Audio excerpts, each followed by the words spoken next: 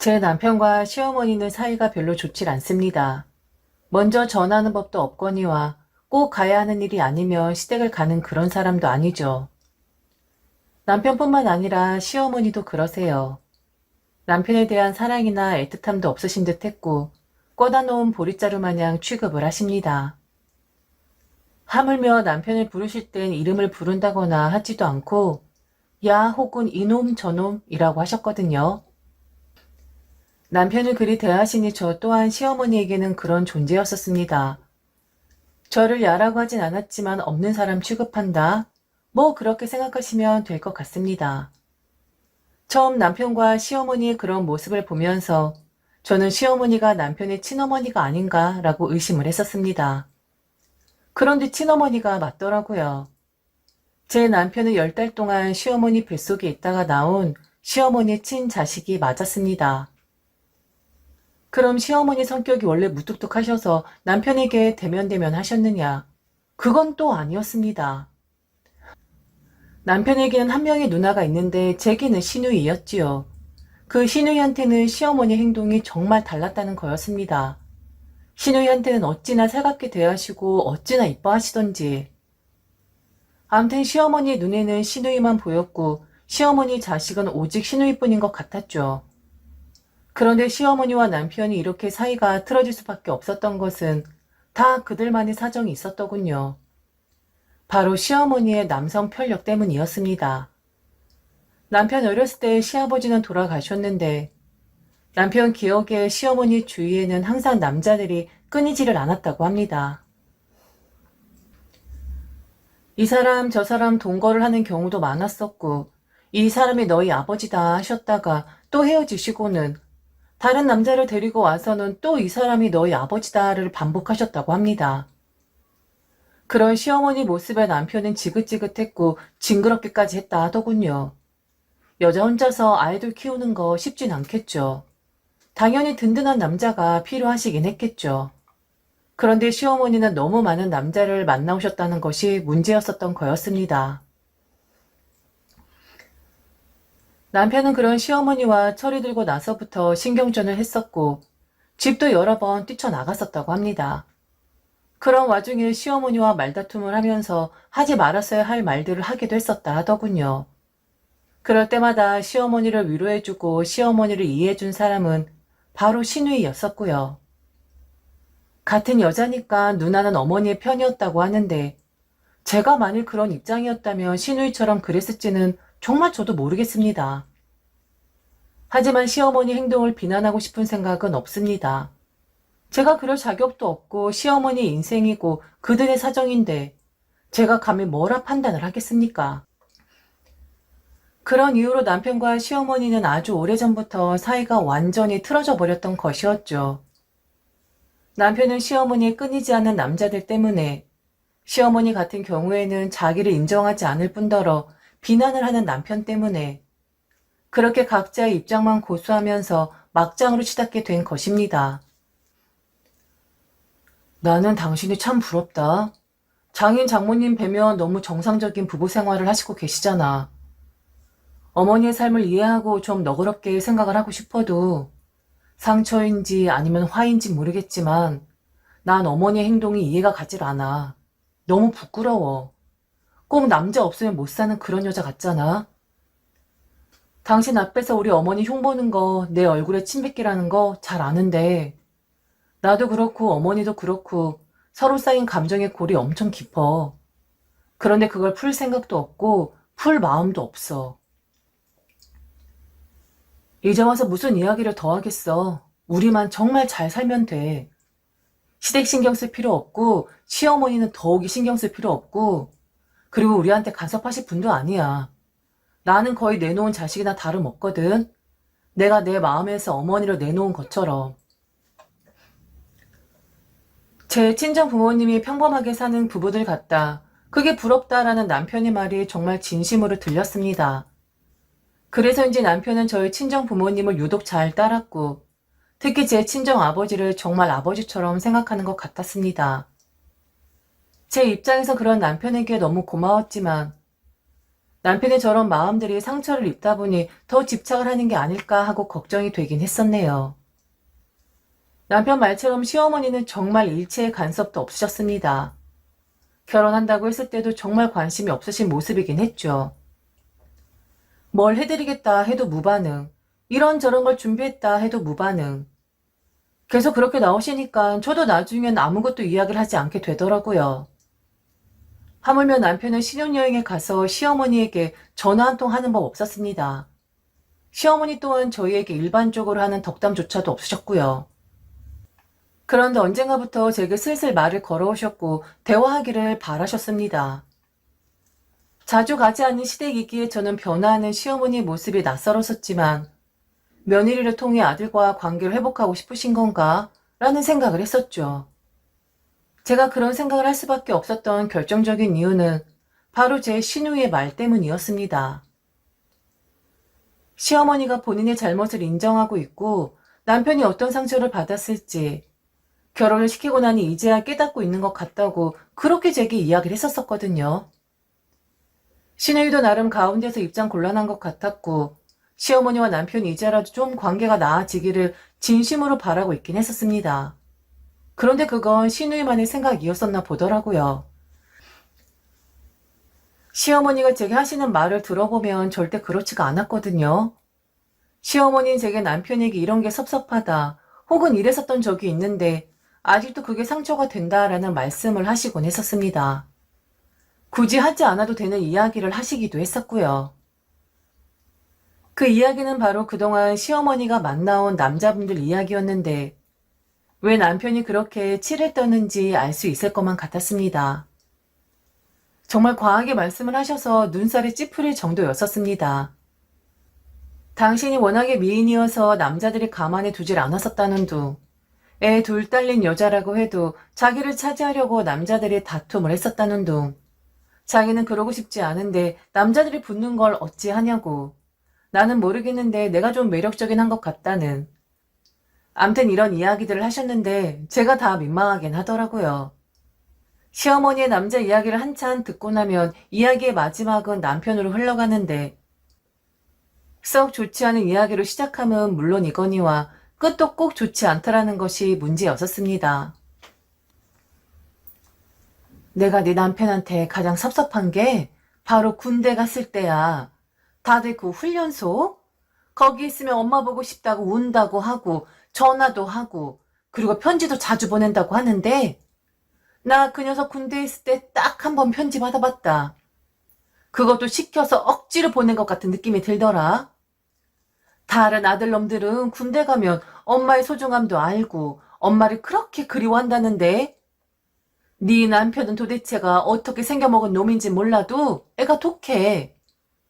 절대로 변하는 게 없더라고. 좀 달라져서 나올 줄 알았는데 그런 것도 없고 하물며 내 친구들이 군대에 있는 아들이 월급 아껴서 엄마 건강하라고 영양제 선물해줄 땐 나 정말 너무 부럽고 서러워서 피눈물 흘렸었잖아. 아유 독한 놈 독한 놈. 결혼하고 나서도 마찬가지더라. 난 그래서 아예 걔 포기했잖아. 내 자식은 그냥 우리 딸년밖에 없다 뭐 이렇게 생각하기로 했어. 너도 조심해. 그 녀석이 정말 쌀쌀해. 사람들한테 곁주는 걸 좀 두려워하고 암튼 내가 봤을 땐 성격적으로 문제가 있는 것 같더라고. 넌 이상한 점 발견하지 못했니? 애 성격이 좀 이상하지 않아? 만일 그런 거 보이면 바로 이야기해야 한다. 애가 옛날부터 그랬었어. 괜한 일에 뚱하고 괜한 일에 화내고 그 뭐냐 분노 조절 장애? 암튼 그런 거 있는 것 같기도 하고. 확실히 시어머니는 좀 남다르신 분이긴 했습니다. 보통 엄마에게서 느낄 수 있는 포근함이라든지 하는 느낌은 전혀 받을 수가 없었거든요. 그래도 저는 며느리니까 남편과 사이가 좋지 않은 것이고 그 나빠진 원인도 제가 결혼을 하기 전이니까 저는 시어머니에게 최대한 색안경을 끼고 싶지 않았습니다. 그리고 색안경을 끼기에는 시댁에 가는 횟수가 정말 적기도 했었고요. 아주 가끔 시누이가 시댁에 같이 가자고 청할 때가 있었는데 한 5번 정도 요청했을 때 한 번 정도 갈까 말까 였었습니다. 남편이 원하질 않았었거든요. 시댁에 가서 특별히 하는 일은 없었지만 제가 시댁에 있으면 남편도 그쪽으로 퇴근을 하니까 아무래도 시누이는 그걸 노렸던 것 같아요. 그날도 역시나 시어머니가 제게 시시콜콜한 이야기를 하실 때였습니다. 그냥 저는 걸러야 하는 이야기는 거르고 들어야 하는 이야기만 들으며 그렇게 있었는데 그때 마침 남편이 문을 열고 들어왔습니다. 시어머니가 제잘제잘 제 앞에서 이야기를 하고 있는 모습을 본 남편은 갑자기 시어머니에게 소리를 질렀습니다. 그러고 보니 남편이 있을 땐 시어머니는 제게 일절 말을 걸지 않으셨던 것 같습니다. 남편이 자고 있거나 혹은 없거나 했을 때만 제게 말을 거셨던 것 같아요. 그런 모습을 처음 본 남편은 낯설 정도로 흥분한 상태에서 시어머니에게 그랬습니다. 이상한 이야기 하면서 주책 떨지 말라고 말이죠. 곱게라도 늙어야지 벌써부터 노망난 것이냐고. 그만 나불대라고. 어머니가 하는 이야기 이 사람은 절대로 알아듣지도 못할 뿐더러 집안 망신이나 시키는 것이라고 하면서요. 그럼 시어머니는 저놈이 별것도 아닌 거 가지고 지랄을 떤다고 하셨고 저렇게 속이 좁아서 남자 구실이나 제대로 하겠냐는 이야기까지 하셨었죠. 정말 남편과 시어머니를 지켜보면 팽팽하게 서로 고무줄을 잡고 있는 느낌이랄까요? 한쪽에서라도 좀 느슨하게 잡고 다가가려고 모습을 취한다면 저 정도까지의 말들은 나오지 않을 텐데 사실 저런 말이 엄마와 아들 사이에서 나올 말은 절대 아니잖아요. 상식을 벗어나도 너무 벗어난 이야기인데 그런 막말들을 서로 주고받더라고요. 지지 않으려고 각을 세워도 너무 세우는 것 같았습니다. 암튼 그날 이후 저는 아예 시댁을 가지 않았습니다. 아니 남편이 싫어하니까 못 갔다고 하는 게 맞을 것 같네요. 시누이가 가끔 남편 몰래 시댁에 가자고 저를 꼬셨지만 저런 사람이 좀 거짓말을 하거나 하면 눈에 확 튀는 그런 사람이거든요. 그래서 일전에 남편이 시어머니와 막말을 주고받는 것을 보면서 좀 심상치 않다라는 느낌도 받았었고요. 제가 아는 남편은 절대로 남에게 쉽게 상처 주는 말을 하는 사람도 아니었고 매우 진중한 그런 사람이었습니다. 진실되고 성실하고 그런 모습 때문에 저희 부모님도 남편을 참 예뻐라 하시는 거였고요. 그런데 그런 남편이 저렇게 심한 말을 본인을 낳아준 어머니에게 할 정도면 뭔가 일이 있는 것 같긴 했습니다. 그리고 남편이 제게 부탁을 하기도 했었고요. 시어머니와 제발 거리를 두어 달라고. 시어머니 대접 안 해도 절대 뭐라 안 하니까 제발 자발적으로 며느리 노릇하려고 애쓰지 말아달라고 말이죠. 무슨 이유인지 너무 궁금했었는데 남편에게는 차마 물어볼 엄두가 나질 않았습니다. 괜히 긁어부스러 만드는 게 아닌가 싶어서 말이죠. 그런데 남편과 똑같이 제가 시댁에 완벽하게 등한시하니 시누이가 결국엔 참다 제게 한 소리를 하더군요. 아무리 그래도 남편은 그렇다 쳐도 며느리인 너까지 그럴 수가 있냐고 말이죠. 시누이 입장에선 그랬을 겁니다. 남편이 시어머니를 우습게 생각하니까 저까지 우습게 생각한다고 충분히 오해를 할 수 있었겠죠. 하지만 저는 시어머니를 우습게 생각한다기보다는 제 남편을 더 중요하게 생각할 수밖에 없었기에 남편의 뜻을 따라준 것인데 시누이는 단단히 오해를 하고 있더군요. 시어머니에 대한 생각이 저 또한 남편과 같을 것이라고 말이죠. 동생한테 들어서 지금 이렇게 행동하는 거야?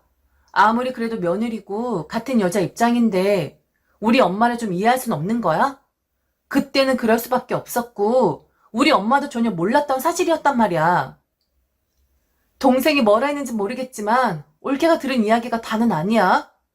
정말 우리 엄마도 그 남자한테 당한 거라고. 동생 말만 듣고 올케까지 우리 엄마 등한시하니까 내가 다 속상하다. 올케는 그럴 자격 없는 거 아닌가? 그냥 할 도리만 하면 되는 건데 왜 동생한테 물이 들어서 오지도 않고 연락도 없고 좀 너무하는 거 아니니? 시누이가 들려준 이야기는 가히 충격적이었습니다. 남편이 종종 내비추는 시어머니를 향한 증오에 가까운 심정은 바로 그 일 때문이었었나 봅니다. 시어머니 남성 편력에 이어 시어머니가 만나는 분 중에 유부남이 있었더라고요. 지금이야 간통죄가 폐지가 되었지만 당시에는 간통죄가 있었기에 시어머니는 한 가족을 파탄내다 못해 처벌까지 받으신 전력이 있으셨습니다. 이게 사실인데 시누이는 그런 시어머니를 두둔하고 들었습니다. 시어머니는 절대로 모르셨던 일이라고. 그런데 그게 모를 수가 있나요? 처음엔 모를 수 있지만 나중엔 다 들통나는 것이 유부남과의 만남 아니던가요?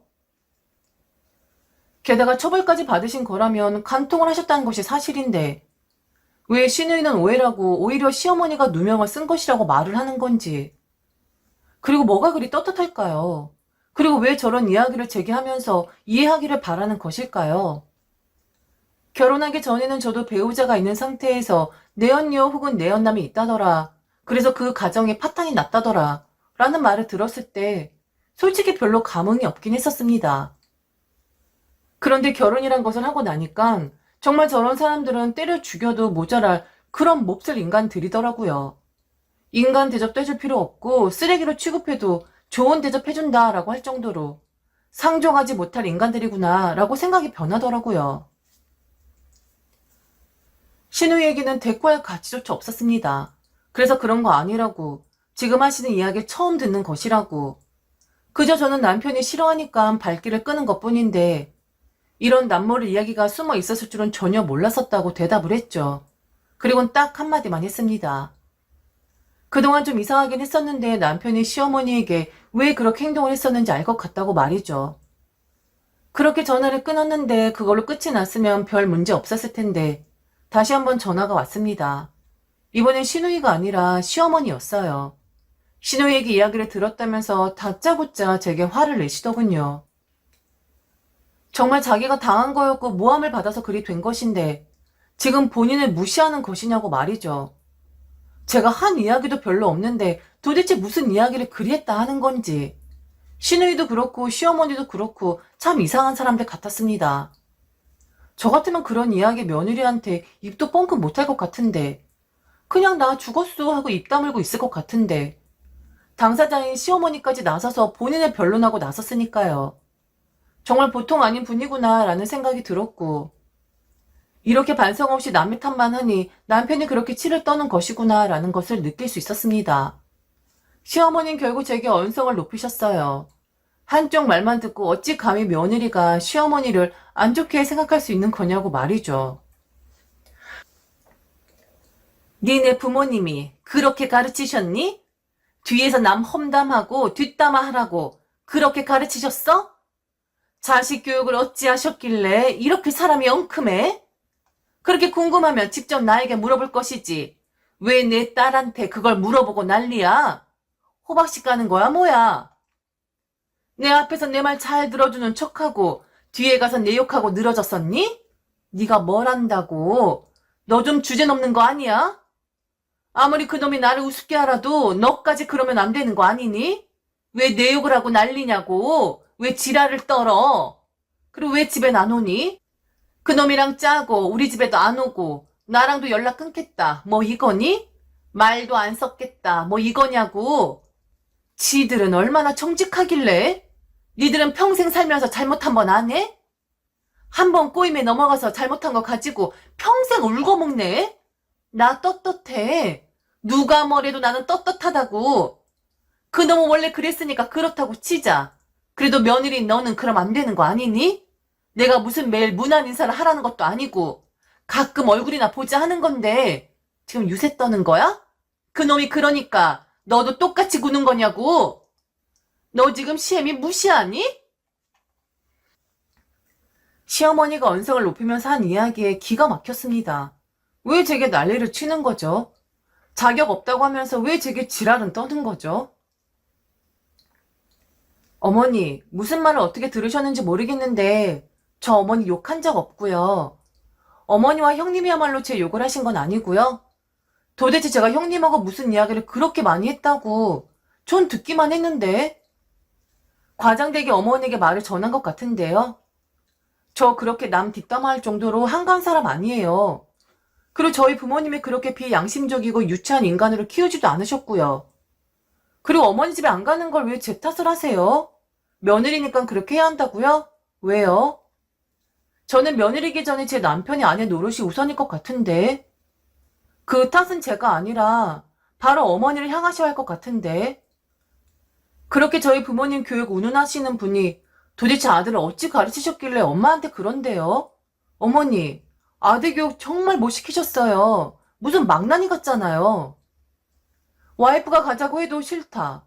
최대한 시댁하고는 거리를 두었으면 좋겠다. 아예 안 보고 살고 싶다. 이렇게 말하는 아들. 그런 아들을 항상 어머니는 이놈 저놈 하시고 포기했다 하시고 그렇게 키운 어머니한테 문제가 더 있는 거 아닐까요? 정상적인 모자 관계는 아니잖아요. 누가 봐도 비정상적인 관계잖아요? 제 탓을 하실 게 아니라 어머니 탓을 하시고 어머니 아들 탓을 하세요. 어머니가 그따위로 키우신 거잖아요. 시댁 발길 끊게 하고 본인 엄마한테 그 엄마랑 연락하는 것을 극도로 꺼려하는 아드님 탓을 같이 하시라고요. 저한테 이러시는 건 좀 어이없는 일 아니에요? 떳떳하시던 말던 그건 제가 알 바 아니고요. 그 당시 그곳에 있지도 않은 제가 무슨 말 할 수가 있겠어요. 그런데 꼬임에 넘어갔든 모함을 받았든 처벌을 받은 건 받은 거잖아요? 만일 저 같으면 그냥 가만히 있을 것 같은데. 그렇게 당당하게 나오는 게 아니라 창피해서라도 부끄러워서라도 입 다물고 있을 것 같은데. 안 그래요? 오늘 제게 한 행동을 보니 그간 제가 어머니를 좀 잘못 본 것 같긴 하네요. 정말 창피함이 무엇인지 모르시나 봐요. 그러니까 어머니 아들한테 그런 취급을 받으시는 거죠. 남편은 어차피 들을 생각 안 했고 어떤 사유로 인해 시어머니에게 화가 나 있는지 아니까 건드리지 못하고 만만하다고 가만히 있기만 했던 제게 오히려 큰 소리를 치는 시어머니. 엄마 대접 못 받으니 시어머니 대접이라도 받고 싶었던 것일까요? 남의 가정을 파탄낸 주제에 정말 자기 변명하는데 너무 우스웠습니다. 그럼 어느 누가 그래 나 유부남이랑 그렇고 그랬고 한 가정 파탄냈다라고 할 사람이 있나요? 뻔뻔하고 부끄러운지 모르니까 애초에 그런 행동을 했던 것이 아닐까요? 주위의 사람들은 전혀 신경 안 쓰고 본인들만 생각하는 극도로 이기적인 사람들이니까 그런 짓을 할 수 있는 거 아닐까요? 남편에게는 굳이 알리지 않았습니다. 나중에 신우이가 남편에게 분명 이야기를 할 것이 뻔했기에 굳이 저까지 나서서 모든 걸 알게 되었다라는 티를 내고 싶진 않더라고요. 요야해 하는 제게 지금까지 남편이 이야기를 안 한 것에는 분명 이유가 있지 않았겠습니까? 제발 신우이같이 예상과는 다르게 남편에게 쪼르르 일러 바치지 않기만을 바라고 있습니다. 저런 아나무인의 시어머니 밑에서 지금의 제 남편과 같은 사람이 자랐다는 게 솔직히 믿겨지지 않아요. 남편만 보면 전혀 저런 시어머니 캐릭터가 그려지지 않거든요. 참 신기한 일입니다. 시댁과는 아예 인연 끊고 살고 있어요. 제가 시댁과 연락도 안 하고 불편한 티를 내도 아무 말 안 하는 남편으로 인해서 지금 이런 상황이 가능한 거겠죠. 그래도 가족이니까 내 엄마니까 나중에 남편의 마음도 혹시 변하게 될까요? 구체적으로 이 일에 대해서는 이야기를 해보진 않았지만 지금 상황에선 그럴 가능성이 없긴 한데 그래도 잘은 모르겠습니다. 아니면 제가 모든 걸 다 알고 있다는 것을 남편에게 이야기를 해야 하는 건지 남편의 마지막 자존심을 긁는 게 아닌가 싶어 조심스럽네요. 어떻게 하는 것이 가장 좋은 방법일까요? 저는 험한 말 나오고 시끄러워지는 게 너무 싫거든요. 그냥 남편에게 미안한 마음이지만 그냥 이렇게 시댁이 없는 것처럼 평생 살고 싶습니다.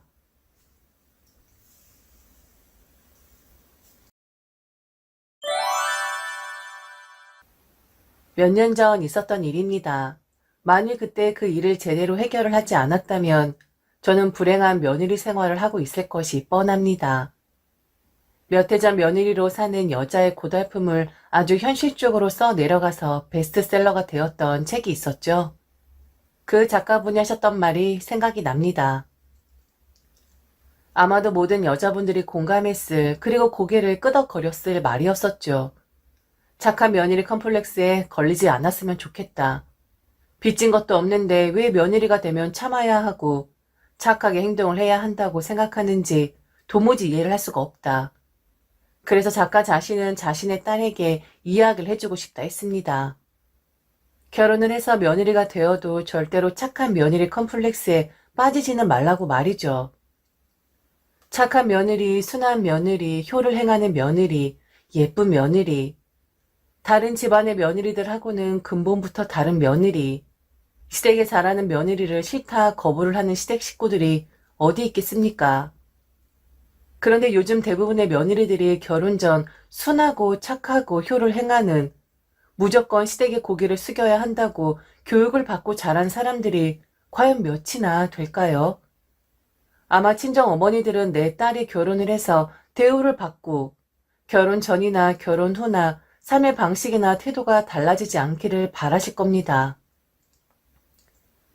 시대가 변하고 세대가 변했는데도 아직도 시댁이라는 이유로 며느리를 험히 대하고 며느리라고 해서 아래로 깔아 뭉개고 어이없는 말을 해도 들어주리라 생각하는 분들이 있다는 것이 통탄스럽기까지 합니다. 결혼을 하고 시댁에 맞서자라는 뜻은 저는 절대 없었습니다. 그냥 물 흐르듯이 제가 친정 엄마를 대하듯 시어머니 대하면 별 문제 없을 것이라 생각을 했었어요. 그런데 역시 친정 엄마와 시어머니는 근본부터 다르긴 하더군요. 똑같이 행동을 하고 똑같이 마음을 쓰는데도 친정 엄마는 저의 마음을 알아주는 반면 시어머니는 저란 사람을 우습게 생각을 하셨거든요. 당신께서 그리 무시를 당하는 며느리로 사셨기에 저도 그런 며느리일 것이다 라고 생각을 했을지도 모릅니다. 시어머니가 당신의 시어머니에게 배운 것이 그 정도였을지도 모르죠. 그런 요즘 세상에 기만 당하고도 가만히 앉아서 당할 며느리들이 몇이나 되겠습니까? 저희 시어머니는 너무 모르셨던 것 같아요. 싫은 소리를 하지 않은 것이 따박따박 말대꾸를 하지 않는 것이 그게 허용이 되어서 이해가 되어서 그리 한 것이 아니라는 것을요. 문제 일으키고 싶지 않았고 가족들끼리 얼굴 붉히고 대면대면 하고 싶지 않아서 그냥 내려놓은 것뿐이었는데 저의 행동이 당신께서 하는 말이 합당함을 느껴서 그리 한 게 아닌데 착한 며느리 컴플렉스까진 아니어도 그저 조용히 살고 싶은 사람의 마음이었는데 말이죠. 저희 시어머니는 좀 유별난 분이셨습니다. 모든 것이 자기 입맛에 맞아야 하고 모든 사람들이 자기 비위를 맞춰야 하는 것을 당연하게 생각하신 분이었죠. 남편도 시아버지도 시누이도 시어머니 말이라면 다들 꼼짝을 못했었는데 일종의 보상이라고 했습니다. 시어머니가 예전 당신의 시어머니에게 엄청 혹독하게 시집살이를 당하셨다고 하더라고요. 그 당시 시어머니의 편을 들어주지 못했던 식구들은 이제라도 시어머니를 부려먹고 구박했던 존재가 사라졌으니 좀 편히 살아라. 너의 마음을 이제라도 보듬어 주겠다라는 마음이었던 것 같습니다. 당신께서도 당신의 시어머니에게 말도 안 되는 억지와 악다구니를 받으셨으면서 멸시감과 모멸감을 느끼셨으면서 시어머니는 당신이 당한 대로 배운 대로 제게 그대로 행하기를 바라셨습니다. 물론 방식이 조금 다르긴 했겠죠. 여러 일이 있었지만 그냥 눈 감고 참아드렸습니다. 그런데 도저히 참을 수 없는 기만 당하고만 있을 수 없는 일이 한 가지 터지고 말았죠. 바로 제 아이의 돌잔치 때였습니다. 요즘에야 인원수를 제한하고 여러 가지 국한되어서 치러야 하는 돌잔치이지만 제 아이는 그런 상황이 아니었었죠. 과연 여러분들께 묻고 싶습니다. 돌잔치의 주인공은 과연 누구일까요? 저는 오롯이 제 아이의 돌잔치를 저희 부부와 아이만을 위해 치르고 싶었습니다. 주인공은 바로 우리 부부와 저희 부부의 아이였으니까요. 그런데 시어머니는 제 아이 돌잔치에서도 당신이 빛나고 싶으셨나 보더군요. 원래 그랬던 것처럼 항상 그랬던 것처럼 말이죠. 한창 돌잔치를 준비하고 예복을 대여하고 정신없이 바쁠 때 시어머니가 전화를 하셨습니다. 그리고 허걱이라는 말이 나올 정도의 억지를 부리셨는데 결국 저는 시어머니 그 억지에 무너지고 말았습니다. 참고 시끄럽게 하지 말아야지. 그냥 식구들이니까 싫은 내색하지 말아야지 하고 참고 살았던 제 삶의 방식이 말이죠. 애미야, 내가 너한테 카톡 보내놨는데 너 봤니? 하도 읽질 않는 것 같아서 전화했다. 나는 이번에 우리 손주 돌잔치에 그 옷이 너한테 참 잘 어울릴 것 같거든. 얼른 확인 한번 해볼래? 시어머니가 보내주신 카톡을 확인하니 검은색의 원피스였습니다. 검은 원피스 참 예쁘죠. 그런데 검은 원피스도 나름 아니겠습니까? 시어머니가 보내주신 그 옷은 마치 상갓집에 입고 갈 법한 그런 스타일의 옷이었습니다. 물론 점잖긴 했었죠. 하지만 아들 돌잔치에 입고 가기엔 너무 어두워도 어두웠고 대부분 돌잔치의 부모들의 의상은 한복 아니던가요? 밝은 색상으로 우리 아이의 첫 돌을 축하도 해야 하고 밝은 길로 인도하기를 바라는 마음으로 말이죠. 아무리 격을 따져야 하는 곳이라고 해도 검은 원피스는 좀 무리다 싶었어요. 어머니 너무 예쁘긴 한데요. 이미 저희 부부 예복은 빌린 상태거든요. 거의 다 한복으로 입는데 검은 원피스는 좀 아닌 것 같아요. 신경 써 주시는 건 감사한데 아이 돌잔치에는 맞지 않은 옷 같은데요? 예, 꼭 돌잔치라고 해서 부부가 다 한복 입으라는 법은 없다. 넌 젊은 애가 왜 그렇게 꽉 막혔니? 그럼 한복 입을 거면 왜 스테이크를 먹니? 궁중식으로 해야지. 내가 그 옷 사줄 테니까 너 그거 입어라. 그리고 양가 어른들부터 시작해서 모든 가족들 다 모이는 건데 무당 같은 옷 입고 서치는 것보다 깔끔하고 격 있는 검은 원피스가 훨씬 더 낫다. 그리고 너 우리 손주 낳고 몸매 관리도 안 해서 살 많이 쪘잖아. 아무리 한복이 부해서 몸매를 가려준다고 해도 아마 너 한복 입으면 그거 같을 거다. 그 뭐냐, 가게 앞에 바람 잔뜩 들어있는 인형들 있잖아. 팔랑팔랑 되는 것들. 너 그거 닮았어. 괜히 사람들 입방아에 오르지 말고 내가 사주는 거 입어. 깔끔하게 검은색으로 입어야지만 너 뚱뚱한 몸매 가릴 수 있어. 나는 사람들이 며느리가 얼굴이 많이 안 됐다. 결혼하고 나서 며느리가 힘이 든가 보다. 혹은 사돈 어른들이 우리 딸내미 결혼하고 나더니 아줌마가 다 되었구나라는 소리 듣고 싶지 않다. 그런 소리 하면 네 욕하는 거겠니? 다 내 욕하는 거고 우리 아들 욕하는 거고 우리 집안 욕하는 거지. 그런 소리 듣고 싶지 않으니까 내 말대로 해. 너는 검은색 원피스가 어울려. 뚱뚱한 몸매도 가려주고 그리고 너는 한복 자체가 어울리질 않더라. 너 목도 짧잖아. 모름지기 한복은 목이 길어야지만 예쁜 법이거든. 그리고 무당 같은 한복보단 검은 원피스가 더 격도 있다. 어울리기도 하지만서도 항상 당신의 마음대로 셨습니다. 시어머니는 자기 말이 다 합리적이라고 생각했고 자기 말이 다 맞는 거라 생각하는 그런 분이셨죠. 그럼 시어머니 말에 지조가 있느냐? 또 그렇지도 않았습니다. 코에 걸면 코걸이, 귀에 걸면 귀걸이라고 상황에 따라 때에 따라 시어머니 말은 달라지기 일쑤였었죠. 제게 검은색의 원피스를 입히려고 하는 것 자체가 정말 이해가 안 되는 부분이었습니다. 일전에 시어머니가 제게 당신의 친구 따님 돌잔치에 다녀와서는 한 소리를 하신 적이 있었거든요. 아무리 신식이라고 해도 고운 한복을 입지 않고 양장을 입었더라. 그럴 거면 뭐하러 돌잔치를 하냐고. 돌잔치의 격을 떨어뜨려도 너무 떨어뜨려 놓았더라. 그런 딸내미한테 아무 말도 안 하는 어른들이 이해가 가질 않았다고. 그래서 집안엔 정신에 똑바로 박혀있는 어른이 필요한 거라고 그리 말씀을 하신 적이 있었거든요. 그런데 이제 와서 제게 검은색 원피스를 입으라뇨.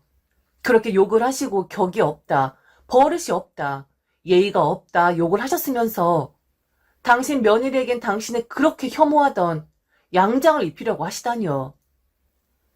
그리고 시어머니가 이야기하는 저의 몸매, 결혼을 하고 아이를 낳고 하다 보니 당연히 결혼 전의 몸매를 유지하는 것이 힘들긴 하더라고요. 그래서 솔직히 살이 좀 찌긴 했습니다. 살이 쪄서 옷이 맞지 않을 때 가장 크게 자괴감을 느끼는 건 바로 저였습니다. 얼굴에도 살이 쪄서 동그래지고 달덩이같이 변해버린 제 얼굴을 보면서 한숨을 쉬는 것도 저였죠. 그런데 시어머니는 저를 생각해서 그런 거라고 했었는데 은근히 사람 돌려까면서 약 올리고 비교하는 거 여러분 혹시 당해본 분들 계신가요? 시댁 식구들과 다 같이 여행을 갔을 때였습니다. 살집이 제법 잡혀있을 때라 그렇게 사진 찍는 게 싫더라고요. 그런데도 시어머니는 가족들이 모두 다 모여서 사진을 찍어야 한다고 찍기 싫어하는 저를 억지로 끌어다가 사진틀 안에 집어넣곤 하셨습니다. 원래 그렇지 않았었는데 내가 너무 망가진 것 같고 내가 너무 내 자신을 놓은 것만 같고 내가 내 자신을 너무 돌보지 않은 것 같고 아무튼 갑자기 살집이 잡히면 여자들은 그런 생각을 하게 되잖아요. 남편이 아무리 말려도 시어머니는 부득불 가족들 사진에 며느리가 빠지면 안 된다고 그렇게 저를 불러다가 사진기 앞에 세워 놓으시더니 정말 기가 막히게도 카톡에 일주일에 한 번씩 사진을 바꿔가면서 프로필에 올려놓으셨는데 가장 가장자리에 있는 저만 딱 잘라버리고 사진을 올리시는 거였습니다. 처음엔 서운한 마음 들었지만 나를 배려해서 그러신가 보다 했습니다. 그렇게 좋은 생각 먹으려고 했었어요. 그런데 제가 묻지도 않았는데 저희 시어머니 제게 전화를 하셔서는 사진을 잘라 프로필에 올린 연유를 설명해 주시더군요. 내가 너 사진 안 자르고 카톡에 올렸었는데 아니 글쎄 우리 친구들이 다들 한마디씩 하더라고. 그 가장자리는 아줌마가 누구냐고. 그래서 나는 아줌마 무슨 아줌마냐고. 우리 며느리라고 했더니 다들 놀래서는 너 왜 그렇게 변했냐고 다들 한마디씩 하더라. 잘생긴 우리 아들 옆에 어울리지 않는 일하는 아줌마가 붙어있는 것 같다고. 결혼식에서 봤을 땐 안 그랬었는데 역시 여자의 화장술은 분장술이나 다름없다고 어찌나 놀리던지. 그래서 내가 너 사진만 잘라서 올리는 거야. 다 너 배려해서 그렇게 하는 거니까 서운해하지 말아라. 그러게 좀 관리 좀 하지 그랬어. 나도 친구들 말 듣고 기분이 나빴는데 자세히 보니까 아휴 너 너무 후덕하고 우리 아들보다 10살은 더 많아 보이더라. 우리 아들은 아직도 총각 같은데 너 너무 아줌마 같아. 좀 과장 못해서 나하고 동년배 같더라. 아이고 참. 그래서 너만 잘나서 올리는 거야. 기분 나쁘게 생각하지 말아라. 시어머니의 단독 사진도 많은데 일주일에 한 번씩 돌아가면서 저만 잘라놓은 가족 단체 사진을 올리는 겁니다. 그게 과연 저를 배려해서 위해서 하신 행동일까요? 그런데 어이없는 것은 가장 나중에 올린 사진은 저와 시어머니 둘만 찍은 사진이라는 점이었습니다. 그리고 카톡 프로필 문구에 뭐라고 해 놓으셨는 줄 아십니까? 아줌마 아님, 내 며느리임. 완전 사람 갖고 놀아보자는 놀부심포 티를 내셨던 거였죠. 그래도 그때 저 아무 말 하지 않았습니다. 살이 찐 건 맞고 내가 아줌마같이 관리 못한 건 맞으니까. 그리고 괜히 버럭하면 제가 더 비참해질 것 같더라고요. 그냥 시어머니 그런 행동에 웃기만 했고 아줌마가 다 된 것 같다고 시어머니랑 동년배 같다고 기가 찬 소리만 했을 뿐이었습니다. 그러게요. 제가 정말 아줌마 같긴 하네요. 얼른 살을 좀 빼긴 해야 하는데 참 쉽지가 않아요. 어머니 친구분들이 놀린다고 기분 나쁘시다고 하셨는데 결국엔 어머니하고 저하고 둘이 찍은 사진을 올려놓으셨네요. 다들 또 놀라진 않아요? 무슨 동네 일하는 아줌마하고 놀러갔다 온 거 아니냐고? 안 그래도 옆편 애들이 이야기하길래 그래서 내가 아줌마 아니라고 며느리라고 써놓은 거야. 네가 나보다 더 나이 들어 보인다고 내가 더 어려 보인다고 옆편 애들이 얼마나 입을 놀려대던지. 우리 며느리라고 내가 당당하게 말하고 싶어서 그래서 네 사진 올렸다. 이제 내 친구들이 너 안 놀리니까 신경 쓰지 마. 그리고 난 네가 금방 예전처럼 돌아올 것이라고 믿어. 그리고 저렇게 사진 올려놓아야 너도 어느 정도 자극을 받고 그 살집들 정리를 하지 않겠니? 다 이 시어머니가 며느리 생각해서 그러는 거야. 오호호호호. 이러셨던 분이 이제는 제게 돌잔치에 살집을 감추기 위해서 검은 원피스를 입으라고 하셨던 거였습니다. 정말 아주 좋게 또 좋게 생각해서 저를 위한 것이라고 생각을 한다고 치겠습니다. 그런데 제게는 검은 원피스를 입혀놓고 상대적으로 시어머니는 어떤 옷을 입기를 원하셨는 줄 아십니까?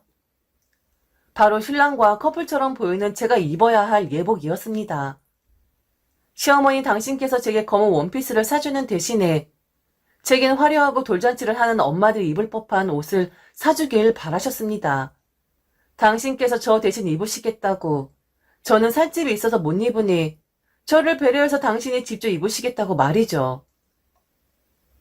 너는 검은색 원피스 입고 내가 예복을 입으마. 어차피 너랑 나랑 외모적으로 별반 차이도 나질 않아서 내가 입고 우리 아들이랑 서 있으면 아마 우리 아들이랑 나를 부부로 할 거다. 물론 다 아는 사람들이니까 그 정도 눈치는 있겠지만 아무리 그래도 애 돌잔치에 화려하고 밝은 색상 못 입은 가족이 한 사람 정도는 있어야 하지 않겠어? 내가 너 대신 화려한 예복을 입어서 할머니가 관리 못한 엄마 대신 우리 손주 돌잔치를 빛내줄 테니 걱정하지 말아라. 한 사람 정도는 그렇게 입어야 하는 거잖아. 그리고 나 알지? 나는 다른 사람들 입었던 거 절대로 못 입는 사람이야. 빌리는 옷, 나는 내 일생에서 단 한 번도 입어본 적이 없는 사람이다. 그러니까 이번 참에 우리 손주 돌잔치 기념해서 시어머니한테 선물한다 셈 쳐라. 내가 링크 보내줄 테니까 그거 사주면 된다. 그래도 평소에 내가 관리를 잘해 놓았으니 망정이지. 만일 나까지 망가져 있었으면 어쩔 뻔했니? 저 정도면 주책일까요? 노망일까요? 씹사를 시키는 시어머니의 범주에서 벗어난 것이 아닐까 싶습니다. 어떻게 당신 생각만 하실 수가 있을까요? 아무리 코에 걸면 코걸이, 귀에 걸면 귀걸이라고 해도 엄마 대신 할머니인 당신께서 화려한 예복을 입으시겠다뇨. 망측 그 자체였습니다. 시어머니 저런 이야기 하실 때마다 농담처럼 웃으면서 이야기를 하셨기에 저는 발끈하지 않고 웃으면서 농담처럼 시어머니에게 맞받아쳤습니다. 웃기지도 않는 이야기를 하시고 있는 거라는 투로 말이죠. 어머니, 그런 게 어딨어요. 제가 낳은 제 아이인데 왜 어머니가 할머니시면서 마치 제 아이의 엄마 모양새를 내려고 하세요. 이건 제가 그렇게 한다 해도 아마 그이가 반대할 것 같은데요. 어머니, 아무리 농이라 하셔도 너무 과한 것 같아요. 저 지금 완전 허걱했어요. 지금 제게 하신 이야기 제 뒷담화하기 좋아하는 어머니 친구분들이 들으시면 무슨 소리를 하실지 궁금하네요. 어머니, 완전 이달의 베스트 시어머니 되시겠는데요? 정말 허걱입니다. 그리고 아이 돌잔치에 할머니한테 옷을 선물해 드려야 한다는 말은 듣도 보도 못했어요. 할머니가 반지를 해주신다거나 팔찌를 해주신다거나 아니면 거액의 현금을 내놓는다는 이야기는 들어봤어도 에이 할머니가 나서서 엄마 모양새를 갖추려고 한다뇨. 듣도 보도 못했습니다. 오늘 어머니 농담이 너무 과하시네요. 그냥 듣지 못한 걸로 할 테니까 그 검은색 원피스가 그렇게 격조에 있고 품위가 있으면 어머니가 입으세요. 어머니 그런 거 좋아하시잖아요. 저는 무당 같은 그 날아다니는 인형 같은 그이랑 우리 아들이랑 세트로 맞춰서 옷 입을게요. 너무 깜짝 놀랄 만한 말씀을 하셔서 지금 제가 너무 웃음이 나네요. 에이, 어머니 너무 가셨어요. 어머니 그날 화려한 예복 입고 오시면 오는 사람들마다 다들 한마디씩 할 거예요. 여긴 왜 할머니가 이렇게 나서는 거냐고. 낄낄 빠빠라고 낄 때 끼시고 빠질 땐 빠지셔야죠. 왜 제 아들 돌잔치까지 어머니가 끼려고 하세요. 어머니도 참. 농담 맞으시죠? 웃으면서 이야기는 했지만 속으로는 엄청 떨었습니다. 결국 당신 마음대로 하시는 시어머니 한 걸음 물러서긴 했는데 돌잔치에서 한 가지 사실을 알게 되었네요. 바로 그 검은색 원피스. 바로 시누이가 똑같은 걸 입고 있는 거였습니다. 만일 제가 시어머니 뜻에 따라 검은색 원피스를 입었다면 전 그날 시누이와 같은 옷을 입은 그런 사람이 되는 거였죠. 나중에 시어머니도 한 소리를 하시긴 하더군요. 오늘 입은 예복보다는 시누이와 똑같이 검은색 원피스 입었으면 제가 더 빛났을 거라고 말이죠. 여기 집안 사람들은 며느리와 시누이 사이도 좋구나. 마치 며느리와 시누이가 자매 사이 같구나 하면서 흐뭇하게 시누이와 저를 바라봤을 거라나요. 돌잔치를 앞두고 시어머니가 말씀하신 것들의 의중을 저는 확실하게 파악을 하지 못했습니다. 그리고 시어머니 뜻대로 되지 않았으니 별로 마음에 담아두고 싶진 않은데 이런 시어머니의 마음 과연 무엇일까요? 아들을 빼앗긴 시어머니의 마음인가요? 며느리가 돋보이는 것을 꺼려하는 시어머니의 마음인 걸까요? 남편도 물론 저희는 이해를 못하겠다고 이젠 하다하다 그 정도까지 가시는 거냐 혀를 찼지만 그래도 시어머니에게 싫은 내색을 보이진 않더라고요. 무관심, 방관, 뭐 그런 것 같습니다. 베스트 시어머니 맞죠? 그래서 이제는 저도 그냥 농처럼 시어머니에게 대꾸를 하긴 합니다. 적당히 들어드릴 수 있는 건 들어드리는데 저런 망측한 것들을 요구하실 땐 저도 웃으면서 너무 나가셨다, 낄낄 빠빠를 아셔야 한다, 오호호호 웃으면서 그렇게 대응을 하고 있긴 합니다. 제가 저렇게 하면 더 이상 당신의 뜻을 밀고 나가지는 않는 분이신데 그래도 항상 불안불안하긴 합니다. 언젠간 시어머니도 저도 서로에게 욕지거리를 하면서 달라붙어 싸우는 날이 올까 싶어서요. 그런 날이 오지 말아야 할 텐데. 제발 이번 생은 이렇게 자잘한 농담처럼 붙었다가 떨어지는 그런 사이가 되어야 할 텐데. 제발 좀 그랬으면 좋겠습니다.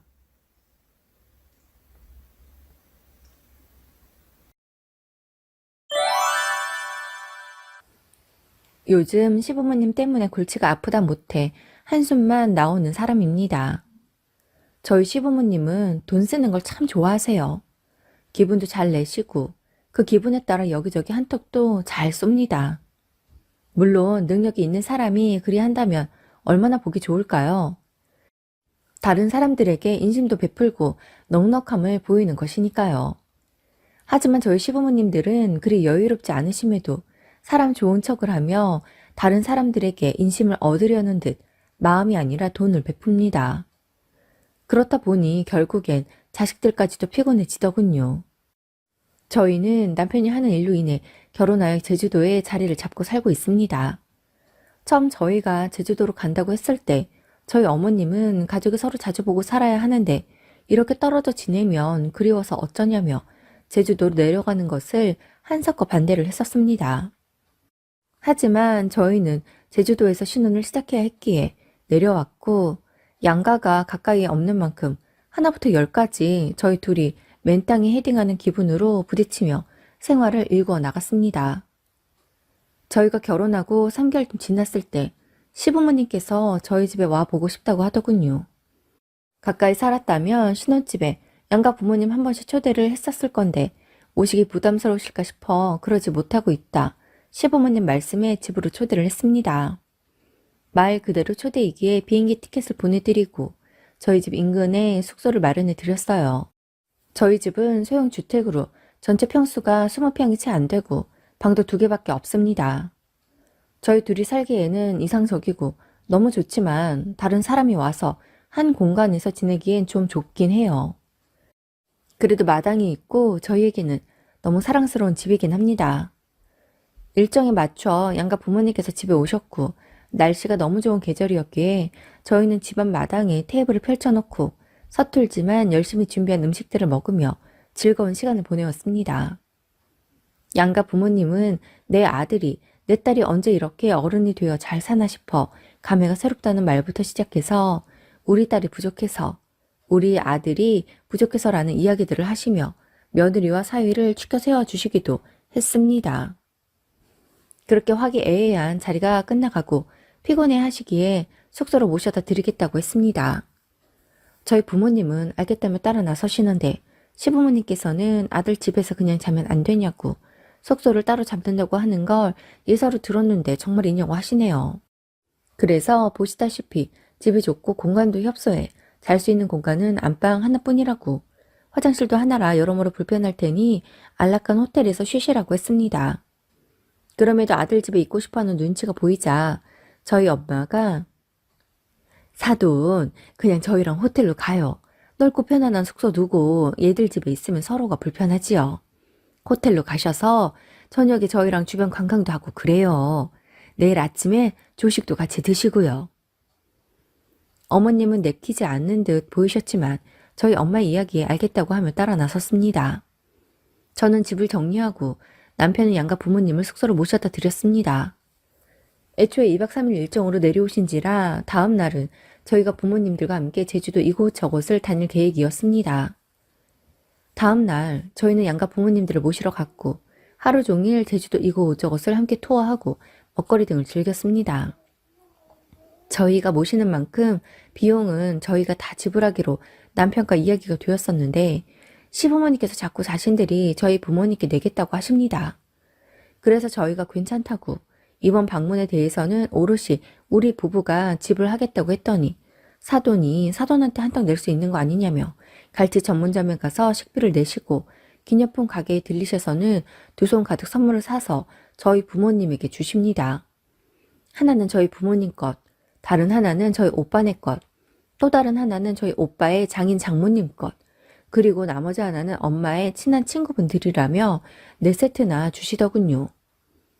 저희 부모님은 이렇게나 하실 필요 없다고 괜찮다고 했지만 시부모님께서는 그래도 생각해서 샀는데 거절하면 너무 서운하다고 하시는 바람에 어쩔 수 없이 저희 부모님은 받고 말았지요.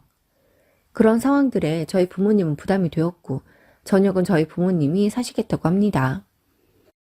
이런 걸 바라는 게 아니었던 만큼 저희가 모시기로 했던 건데 시부모님이 먼저 사시는 바람에 저희 부모님도 뭐라도 해야 할 것 같은 분위기가 된 것이었지요.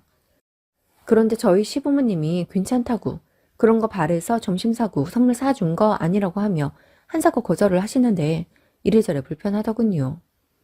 아무튼 시부모님은 저희 부모님이 사시면 자신들이 또 사야 하니 그냥 그러지 말라고 받아 먹으려고 식사값 낸 거 아니라며 강력하게 싫다고 하시더군요. 시부모님의 고집에 저녁 식사는 저희가 모셨습니다. 그날은 어머니께서 아들 집에서 자고 싶다고 계속해서 고집을 부리시더군요. 아버님도 그냥 편하게 호텔로 가자고 했지만 어머님은 혼자 가라고 자신은 꼭 아들 집에서 자보고 싶다고 합니다. 시부모님을 거실에서 주무시라고 할 수도 없고 작은 방은 드레스룸 겸 창고 형식으로 쓰고 있어서 잠을 잘 수도 없고 안방을 내어드리자니 그것도 아닌 것 같고 고민이었습니다. 그런 상황을 보고 있던 저희 엄마가 제게 사돈이 오랜만에 아들과 함께 주무시고 싶어서 그런가 본데 나도 오랜만에 내 딸이랑 함께 자고 싶네. 그래서 말인데 넌 우리랑 호텔로 가자. 사돈은 아들 집에 저리 가고 싶다고 하시니 아들이랑 아들 집에서 하룻밤 주무시라고 해. 엄마는 제가 여러모로 난처하고 어려움을 겪을까 싶어 이렇게 이야기하셨고 어머님은 이게 아닌데 하는 표정을 지어 보이시더군요. 그때 남편이 제게 친정 부모님과 함께 자고 각자 부모님 모시고 내일 공항에서 만나자고 하더군요. 그래서 알겠다고 하고 간단한 짐을 챙겨 집을 나섰습니다. 어머님은 아주 찰나에 제게 꼭 가야겠냐고 하기에 어머님 감사해요. 어머님 덕분에 저도 결혼하고 처음으로 저희 부모님과 함께 시간을 보내게 되었네요. 그럼 편안히 주무시고 내일 뵈어요. 라고 하고 헤어졌습니다. 그날 저녁 저는 뜻하지 않게 부모님과 좋은 시간을 보낼 수 있었지요. 호텔 안에 있는 와인바에 가서 부모님과 와인을 마시며 어릴 적 이야기, 결혼하고 나서 느끼게 된 것들에 대해 이야기 등등을 하곤 종종 오셔라. 그리고 이런 시간도 보내자고 이야기를 하였습니다. 오랜만에 엄마와 둘이 끌어안고 자니 너무나 좋았어요. 다음 날 공항에서 남편, 시부모님과 만났습니다. 같은 시간에 같은 항공으로 돌아가시기에 각자 모시고 만나기로 했거든요. 시부모님께 잘 주무셨냐고 여쭈니 표정이 그냥 그렇습니다. 남편은 제게 오랜만에 어머님이 차려주신 아침을 먹었다며 기분이 한껏 좋더군요. 이내 수속을 밟아야 했고 부모님들은 그렇게 떠나셨습니다. 짧은 2박 3일이었지만 함께 많은 것들을 했고 추억이 생긴 것 같아 너무 좋았습니다. 그런데 그때부터였던 것 같아요. 시부모님이 저희 집에 다녀가신 이후로 누가 제주도에 갈 일이 있다고 하면 저희 남편에게 전화를 해서는 어머님 친구, 작은 아버님 댁, 시이모님 댁 등등이 온다며 공항에서 만나 식사 대접을 해드리라고 합니다. 이미 다 이야기를 해두었다는데 모른 척 할 수도 없고 출발하면서 다들 제 남편에게 전화를 해대는 통에 시부모님들 손님들이 제주도에 올 때면 식사 대접에 가이드 노릇까지 해야 했습니다. 하지만 평일엔 저희도 일을 하니 어려움이 있습니다. 여행 오는 사람들이야 주말 평일 상관없이 올지 모르겠지만 저희는 제주도에서 살고 있는 것이니 평일엔 회사를 다녀야 하잖아요. 그럴 땐 퇴근하고 저녁이라도 사드려야 했습니다. 저희도 월급 받아 지출 계획 등이 다 있는데 자꾸 육지에서 오는 손님들 때문에 예상치 못한 지출들이 커져 가게 경제에 어려움이 생기기도 했어요. 그래서 남편에게 이야기했습니다. 시부모님 손님들을 왜 우리가 자꾸 대접을 해야 하는지 말이에요. 정 시부모님이 우리가 대접을 하길 바라신다면 비용을 받아오라고 했습니다.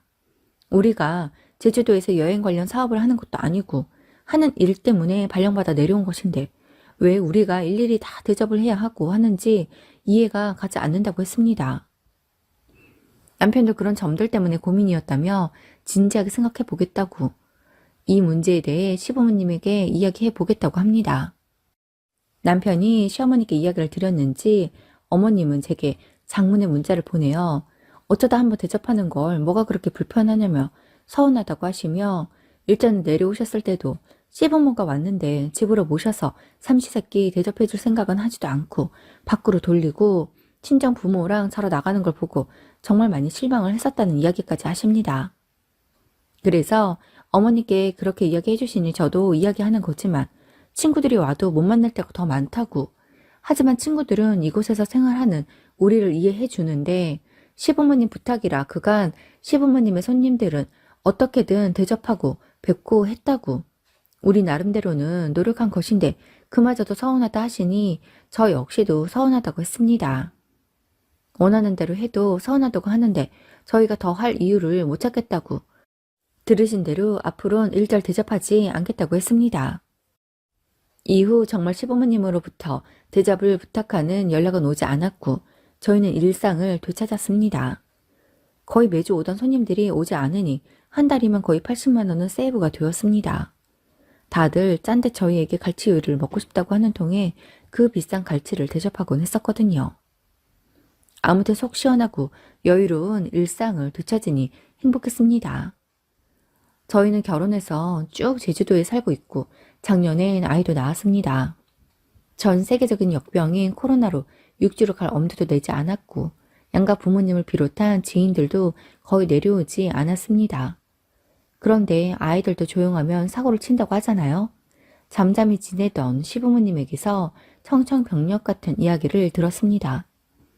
저희 아이가 태어나고 아직 직접 본 적 없었던 양가 부모님들의 시기에 하루에도 몇 번씩 영상 전화가 오곤 합니다. 그런데 지난 11월 어느 날 시어머니는 제게 전화를 해서는 예, 우리 1월부로 여기 다 정리하고 너희는 제주도로 내려가려고 해. 라고 하십니다. 대체 이게 무슨 말인가 싶더군요. 그래서 제주도요? 여행 오신다고요? 아니, 그게 아니라 여기 다 정리하고 우리도 제주도 가서 살 거라고. 네? 여기 와서 사신다고요? 갑자기 왜 그런 결정을 하셨어요? 우리가 내려가면 내려가는 거지. 그런 것까지 이야기해야 하니? 내려가면 너희랑 함께 살까 해. 어머니, 저희 집 좁은 거 아시잖아요. 그런 거라면 걱정 마라. 여기 집 정리해서 제주도에서 너희랑 같이 살 집 알아보려고 한다. 너희 집까지 처분하면 아마 제법 큰 집 살 수 있지 않겠니? 어머니, 이 사실을 그이도 알까요? 아이, 글쎄. 아이, 모르겠지? 아이, 난 말한 적 없으니까. 아, 너희 아버지가 전화할지도 모르겠구나. 다른 건 궁금하지도 않고요. 어머니 내려와서 사시는 건 자유이니 제가 관여할 바는 아니겠지만 저는 함께 살 생각은 없어서요. 상의도 하지 않고 일방적으로 그런 결정을 내리셔서 좀 그렇네요. 아무튼 어머니 아버님 일은 알아서 하세요. 라고 하고 전화를 끊었습니다. 어머님의 일방적인 이야기에 어이가 없어서 더 이상 대화를 하고 싶지 않았어요. 지금 당장은 아이 키우는 것만으로도 벅찬데 갑자기 시부모님까지 모시고 산다니 세상 어느 며느리가 좋다고 반길까요? 그날 퇴근하고 온 남편에게 어머님에게서 들은 이야기를 했습니다. 남편도 아버님께 전화를 받았다고 하더군요. 아마도 어머님과 아버님이 역할을 나눠 저와 남편에게 전화를 한 듯 합니다. 그래서 남편에게 뭐라고 대답을 했냐고 물으니 아무래도 곤란할 것 같다고 했다고 합니다. 그래서 난 같이 살 생각 없다고 정확히 전달했다고 했습니다. 과연 그 두 분은 저희가 선택 좋다고 할 것이라고 생각했던 것일까요? 그런데 그 일이 있고 며칠 뒤 어머님에게서 다시 전화가 옵니다. 어머님 전화를 받고 싶지 않긴 했지만 아무래도 이사 오는 이야기를 다시 할 듯 했고 더 이상 이야기 꺼내지 못하게 이야기를 해야겠다 싶었어요. 어머님은 제가 전화를 받자마자 그래, 나도 며느리였으니까 네가 싫다고 하는 그 마음은 뭔지 알아. 그런데 너희는 우리 자식이잖아? 나이든 부모를 봉양해야 할 의무라는 게 자식에겐 있는 거야. 너희도 지금이야 나는 절대 그러지 않을 거야 라고 하겠지만 나중에 너희도 나이 들면 네 자식에게 기대게 되어 있어. 그래요. 어머님 말씀처럼 그럴 줄 몰라요. 저희라고 어떻게 양가 부모님을 평생 멀리 두고 살 생각을 하겠어요. 나중에 어느 시점이 되면 시부모님도 친정 부모님도 모셔야 할 날이 올 거라고 생각은 하고 있어요. 그런데 지금은 아닌 것 같아요. 두 분 아직 젊으시고 한창 사회생활도 하시는데 여기 내려오시면 답답하실 수 있어요. 경치 보며 사는 것도 하루 이틀 아니겠어요? 어머님, 아버님 다니는 회사는 어쩌시려고요? 예, 우리 내년이면 환갑이야. 이제 은퇴해야지. 언제까지 일하라는 거니? 우리가 동갑이잖아. 그래서 나이도 같으니 같은 해에 은퇴하게 되는 것뿐이야. 은퇴요? 아버님 회사는 환갑 되면 은퇴하셔야 해요?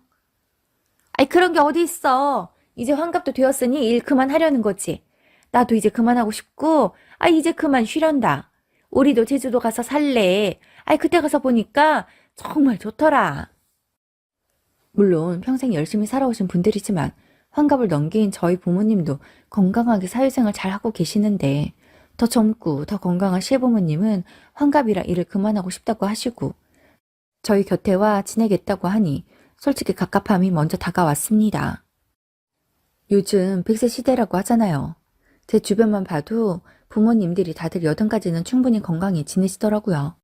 그런데 이제 환갑인 시부모님이 은퇴를 해 남은 여생을 저희에게 의지해 사시겠다고 하니 제 입장에선 정말 이건 아닌 것 같다는 생각이 들었습니다.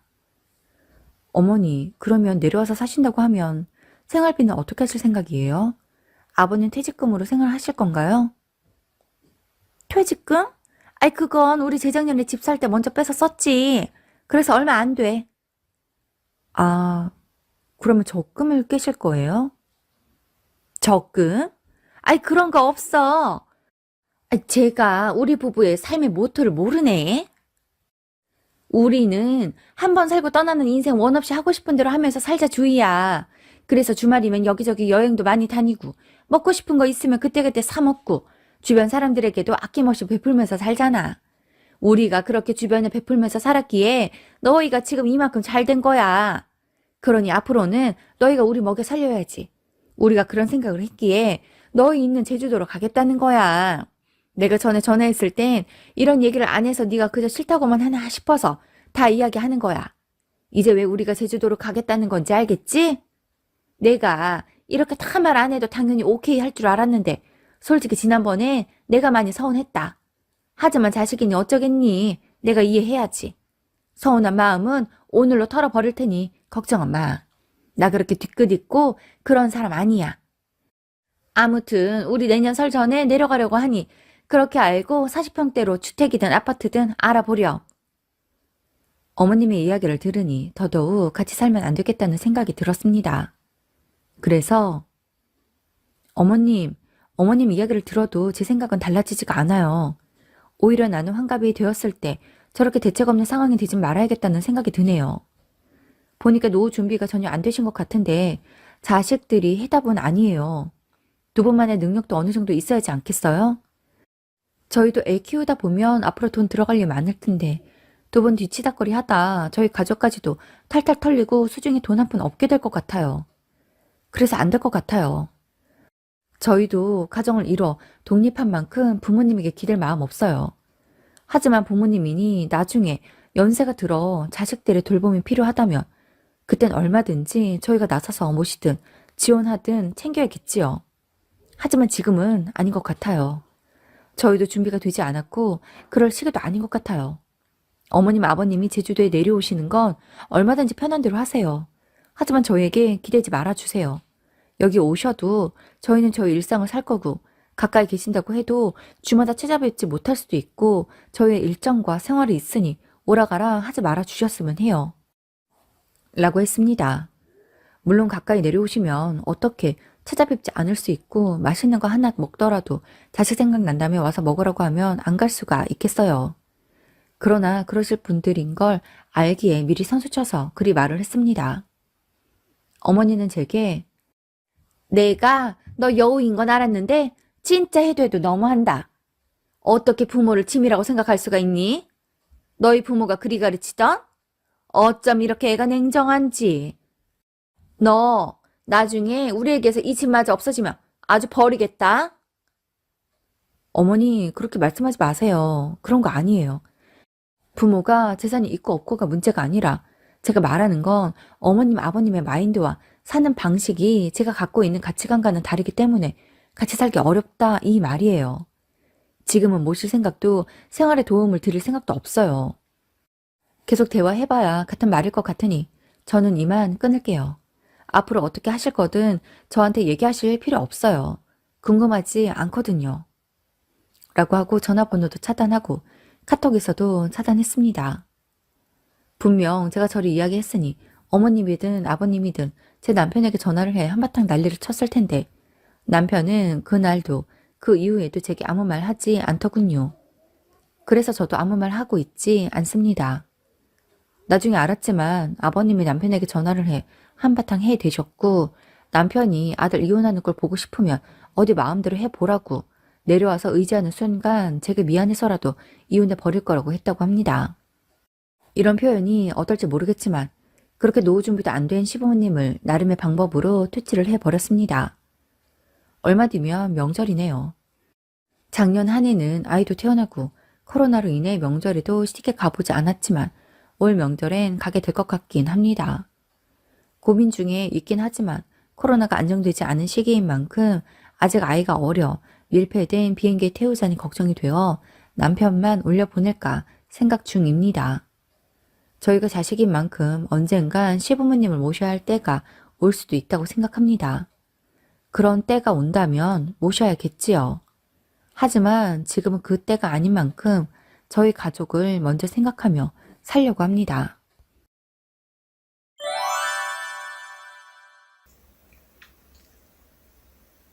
오늘 제가 들려드리고 싶은 이야기는 한 당돌한 며느리에 대한 이야기입니다. 저는 유쾌하다고 생각을 하는데 그런데 단 한 사람 유쾌하지 않은 사람이 있었으니 바로 그분은 제 엄마셨습니다.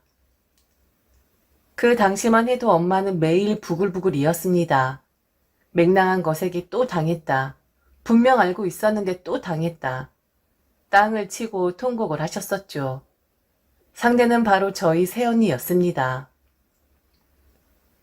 저희 새언니는 정말 고단수인 사람입니다. 그리고 저는 저희 새언니를 정말 좋아해요. 사람이 유난히 밝기도 한데 티 하나 없이 너무 해맑다 못해 투명할 정도거든요. 그런 새언니였으니까 아직도 제 새언니로 있을 수 있는 거지. 만일 복잡한 심정을 가지고 있거나 조금이라도 생각이 깊은 사람이었다면 이혼해도 벌써 이혼했을 겁니다. 어쩌면 걸음아 나 살려라 하고 도망을 갔을지도 몰라요. 우리 엄마가 대단한 적수를 만나게 된 거죠. 엄마는 오빠가 결혼을 하기 전부터 아주 어렸을 때부터 꼭 결혼해도 엄마랑 살아야 한다고 세뇌를 시켰던 사람이었습니다. 엄마의 말은 그랬어요. 늦게 결혼해서 죽을 똥 살 똥 너를 낳았는데 너는 내 피와 살과 목숨과 맞바꾼 그런 아이라고 말이죠.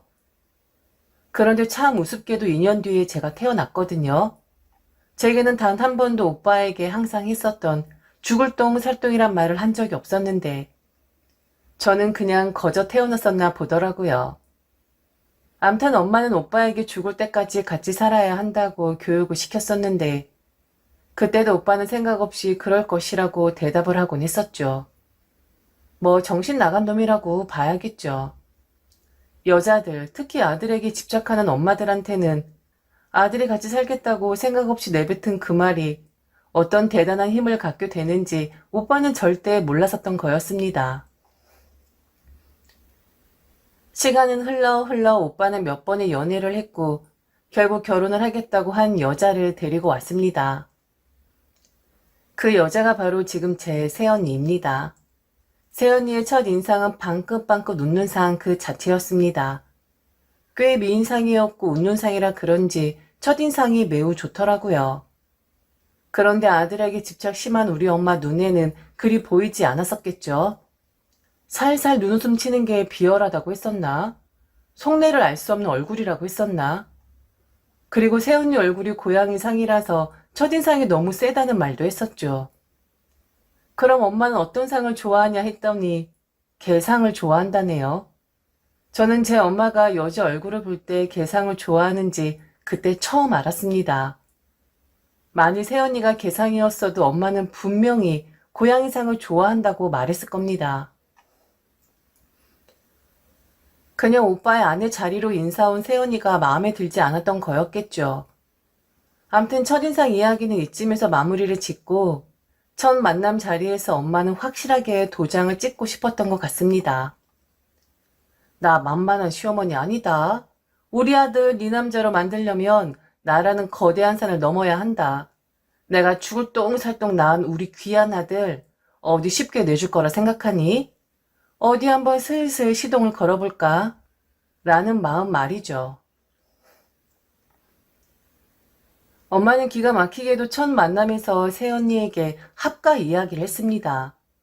만일 다른 사람들이라면 결혼을 다시 생각할 만큼 기겁할 일이죠.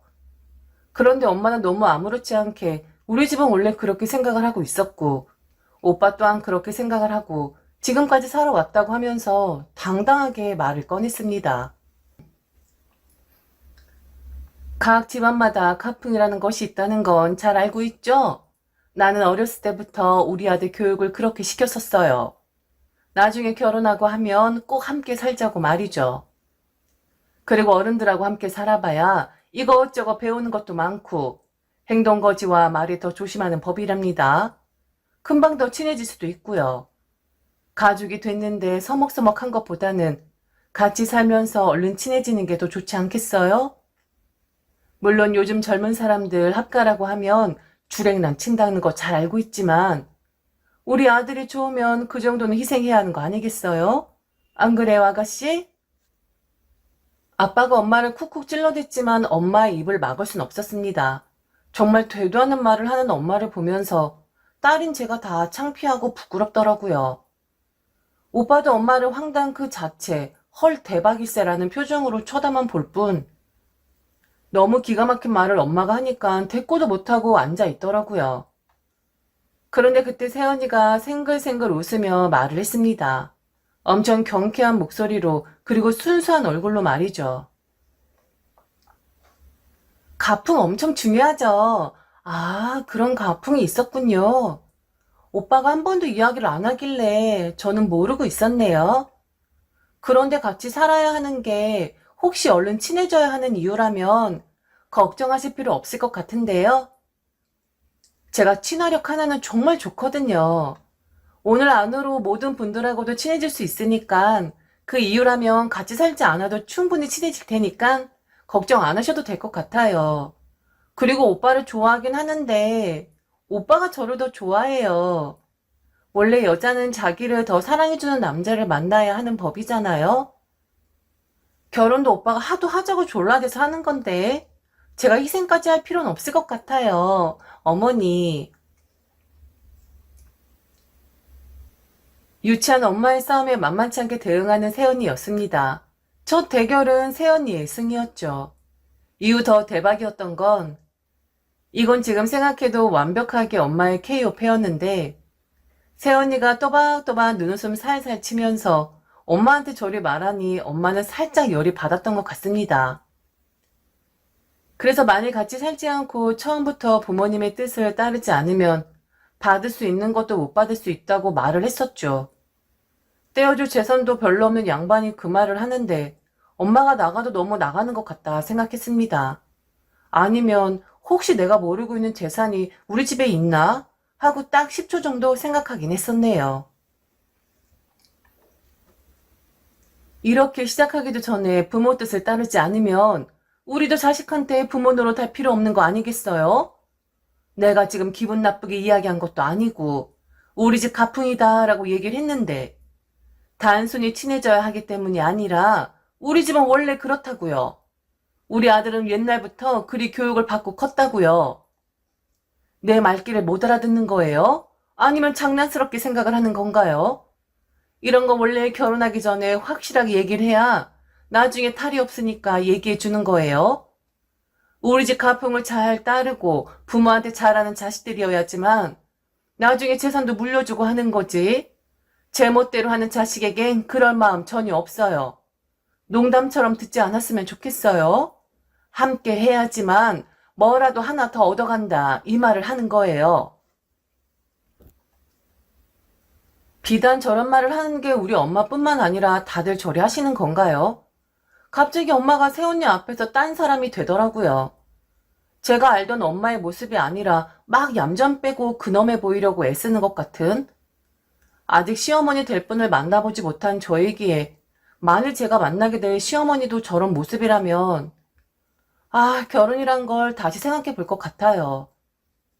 딸인 제가 봐도 엄마의 말과 행동은 좀 노답이었거든요. 아들 결혼시키기가 저렇게 싫은 건지 아니면 자기가 한 수 위라고 마침표를 찍고 싶어 저러는 건지 한편으론 엄마가 안쓰러워 보이기도 했습니다. 그런데 오빠가 세연이를 택한 이유가 있긴 하더라고요. 맹추같이 마마보이인 줄 알았는데 알고 보니 오빠는 새언니 보이로 갈아타기로 마음을 먹은 듯 하더군요. 단수로 따지자면 엄마와는 비교도 안 될 정도로 새언니는 고단수였거든요. 에이, 다들 그렇게 말씀하시더라고요. 꼭 재산 이야기 하시면서 줄 듯 안 줄 듯 자식들하고 줄다리기 한다던데. 오빠네 집 부자야? 왜 말 안 했어? 그렇게 부자면 내가 더 빨리 결혼하자고 했을 텐데. 어머니가 앞에서 저리 말씀하실 정도면 돈이 엄청 많은 건가? 그럼 같이 살면 바로 재산 주시는 거예요? 만일 그렇다고 하면 같이 사는 거 한번 생각해 볼게요. 어머니도 이런 거 확실하게 얘기해야 탈이 없다고 하셨으니까 원래 자식들도 확실하게 입장 표명을 해야 하는 법이거든요. 언제 주실 건데요? 그리고 규모는 얼마나 되는 건데요? 그걸 확실하게 말씀을 해 주셔야 딜이 되죠. 두루뭉술하게 말씀하시면 판단하는데 애로사항이 있으니까 정확한 액수와 규모를 좀 말씀해 주시겠어요? 그때 엄마는 알아차렸어야 했습니다. 새언니와 상대가 되지를 않는다는 것을 말이죠.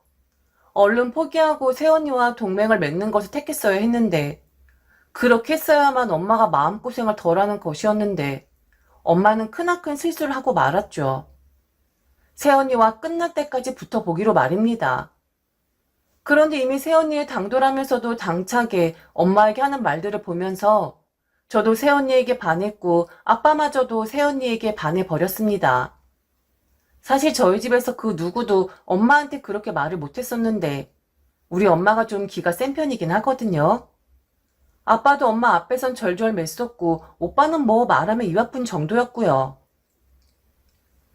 그나마 딸인 제가 엄마에게 대꾸하는 정도였었는데 그동안 우리 집안에 독재자로 군림하고 있었던 엄마의 자리가 위태로워지는 순간이었죠. 오빠는 결국 새언니와 결혼을 했습니다. 엄마도 딱히 새언니와의 결혼을 말리고 들진 않았어요. 새언니 조건만 보면 빠지는 것도 없었고 남들에게 보여줬을 때 잘났으면 잘났지 절대 못난 사람은 아니었거든요. 다만 엄마한테 고분고분하지 않은 것이 탈이었는데 결혼하고 나면 엄마는 그런 새언니를 잡을 수 있을 거라 생각했던 것 같습니다. 물론 나름의 치밀한 계획도 세워놓긴 했었고요. 엄마의 철두철미한 계획은 바로 시어머니가 며느리를 교육시키기 위함이다라는 명목이었습니다. 결혼을 하고 나서 엄마는 무조건 주말에는 집에 와서 식사를 해야 한다고 했어요. 새언니가 말했었던 것처럼 금방 친해질 수 있는 친화력을 갖고 있는 것은 인정하되 그것도 자주 보고 살 비비고 식사를 함께 해야 진정한 식구가 되는 것이라고 하면서 말이죠. 식구란 자고로 자주 밥을 먹어야 한다면서 말입니다. 그 말에는 새언니도 별다른 반응을 보이지 않았고 엄마의 뜻을 따라 주었습니다. 엄마는 새언니가 오는 주말마다 청소를 게을리했고 일거리를 만들었고 하물며 밥도 해놓지 않았어요. 그런데 우리 새언니 얼굴 생김새만 봐서는 무도 제대로 못 살 것처럼 생겼는데 청소며 엄마가 만들어온 일거리며 게다가 밥까지 척척 다 해내는 것이 아니겠습니까? 엄마가 메뉴를 말하고 냉장고에 재료가 있다고 일러주기만 하면 한 번 물어보지도 않고 알아서 척척 해내더군요. 절대로 이건 어디에 있나요? 저건 어디에 있나요? 라고 물어보질 않더라고요. 본인이 알아서 주방을 몽땅 다 뒤져서라도 해내는데 정말 놀라울 따름이었습니다. 그렇게 2달 정도 되었었나? 새언니 이제 시댁에 그만 오고 싶다고 말을 했습니다. 엄마는 왜 벌써 지쳤냐고 힘든 것이냐고 이건 다 교육상 필요한 것이고 너를 가르치기 위함이라고 말을 했는데 엄마가 말실수를 하긴 했습니다. 가르칠 거면 세연이 혼자 사게끔 내버려 두는 게 아니라 본인이 옆에서 잔소리 좀 하면서 했었어야 했는데 정말 엄마는 세연이가 올 때마다 손 하나 까딱하지 않았거든요. 세연이가 알아서 했는데 뭘 교육을 시키고 가르친다는 건지 아니나 다를까 세연이도 그 부분을 지적을 하더군요. 어머니, 더는 못하겠어요. 사실 왜 해야 하는지를 모르겠어요. 어머니, 이렇게 더럽게 사시면 안 돼요. 아버님이 성격 좋으시니까 아무 말씀 안 하시는 거지. 어머니 정리정돈 하시는 거 오히려 저한테 배우셔야 할 것 같은데요. 그리고 제가 전업주부도 아니고 주말에 늦잠도 못 자고 평일에 못한 일 주말에라도 집안일 해야 하는데 왜 제가 이걸 계속 해야 하는 건지 모르겠어요. 그리고 어머니 그냥 앉아만 계시잖아요. 그냥 저 시켜 먹으려고만 하시면서 저 이제부터 안 올래요. 다음 주부터는 저희 집에서 밥 먹을 테니까 오늘부로 종료할게요. 내가 못해서 안 하는 게 아니라 네가 얼마나 잘하는지 지켜보려고 했었던 거야. 안 그래도 다음 주부터 너 요리 가르치고 살림 가르치려고 했었어. 왜 하는지 모르겠다니? 다 진정한 식구가 되기 위함이라는 것을 모르니? 그러기에 내가 애초에 같이 살자고 했었잖아. 만일 같이 살았으면 왔다 갔다 하는 그런 번잡스러움은 없었겠지? 그래서 어른들 말을 들어야 한다는 거야. 엄마는 의기양양하게 세연이의 말꼬투리를 잡았다고 생각했겠지만 완전 오산이었습니다. 이번에도 엄마는 세연이가 하는 말에 반박도 못하고 또 패배하고 말았거든요. 어머니, 저 대학 졸업하고 바로 독립했었어요. 그래서 어지간한 요리며 웬만한 집안 살림들은 다 할 줄 안다고요. 제가 봤을 땐 솔직히 어머니가 저한테 배우셔야 할 것 같은데요. 저랑 내기하실래요? 100만 원 빵?